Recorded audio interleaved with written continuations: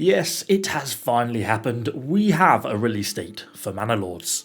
Early access will be kicking off on April the 26th, 2024. But what can we actually expect from Manor Lords when it releases? What has changed since the playable demo of Manor Lords was released for Steamfest almost a year ago? Firstly, I think the decision to delay is absolutely the right one. Developers these days are under huge pressure from players to release games early, and Slavic Magic had originally planned to release Manor Lords in 2023. But releasing games before they are sufficiently finished always leads to issues and backlash from the player base. The game is still going to be in early access when it releases in April, but the extra few months it will get between now and then will make a big difference to the polish and the game as we get to play it when it releases. But with over 300,000 downloads of that demo, it's safe to say there is going to be a lot of hype for this game. But what is the core game actually about? Manor Lords is primarily a medieval city building game, combined with this RTS battle elements cross. I've often been guilty, as long as many others, of calling it the sort of a Total War killer or a Total War medieval city building cross, but as a few people pointed out on Twitter, we probably really shouldn't be comparing it to fully fledged AAA games, and it's probably unhelpful for most players to use that as a comparison. But really, Manor Lords is primarily the city building. Integrating organic, rich city building mechanics, you're going to be starting off a small little village, growing into sort of this medieval trading town, and eventually a fully fledged medieval city. You're going to be able to expand through trade or taking up arms and fighting with your neighbours, dealing with bandits and barons coming into your land. And then you're going to be doing these fights through this hyper-realistic RTS battle mode that I just can't wait to get my hands on. So from the city building side of things, we actually already have a pretty good understanding of some of the core mechanics from the demo. But actually from looking at the trailer, it does look like we can also see some changes. We know the game is going to feature this sort of gridless building system, these beautiful looking road networks that sort of weave their way around the village, yet you can still snap objects to the boundaries where needed, such as a field boundary following the edge of the road, or even the houses in the release trailer. You can even see that the houses can be reconfigured into different plot sizes.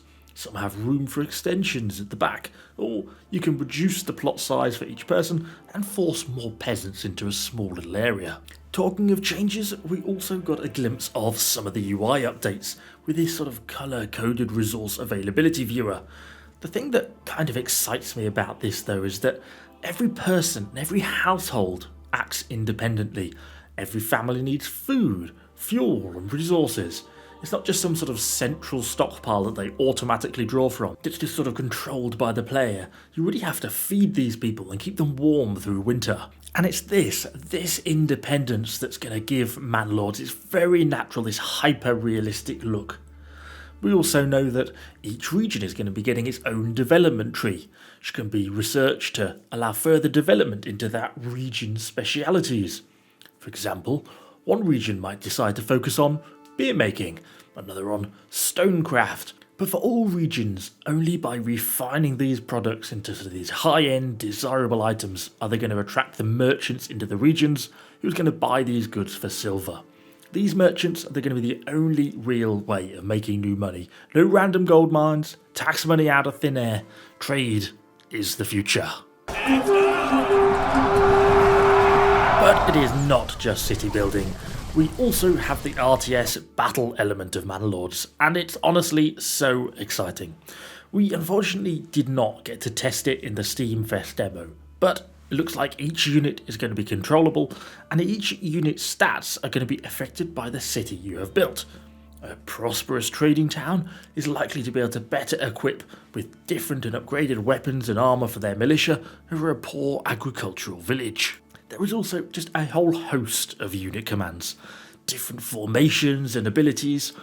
I'm really a particular fan of the ability to slowly back out of a fight. Not every skirmish has to be a complete fight to the death. I even love the volleys from the archers. The way they draw the bows, you can almost feel the strength required to pull back the bowstring. So much thought has gone into this game. We even get different weather battles, so you can fight in the pouring rain if you want to recreate the British medieval experience. And more than just anything, Just look at it. It looks fantastic. And even though I said earlier in this video we would not make that comparison, at a time where Total War seems to be sort of struggling more than ever, what a time for Manor Lords to be getting ready for release. So, in case it hadn't already become clear through this video, yes, I am really hyped for Manor Lords. It's a rare thing, an indie game that has potential to be just so great developed by only one man. Even rarer when that developer interacts so regularly with the community, takes on forward feedback, and regularly asks for advice and suggestions. And whilst we do have to be careful to not so overhype a game that it could never live up to its expectations of what the players want, I think in this case, I almost can't help myself.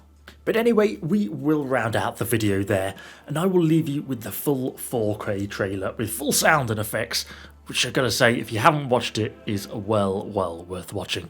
Thanks for watching, guys, and I shall see you all on the next one. You have been chosen to govern a land of great peril and promise. It has suffered long from the scourge of banditry, but there is another threat, an illegitimate baron who claims the northern territories as his own. Will you prove yourself worthy of this honor, or will you perish by the traitor's steel?